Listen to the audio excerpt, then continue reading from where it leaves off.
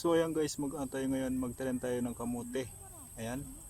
So pagkatapos maani, ma-harvester, ay tanaman natin ng kamote. Iba taga mo kay unya mo ka sa Manila kaya ano hanapan ng tiling mo sa Marcos. Bali, konti lang yung titanim natin. Bali, first day, konti lang muna.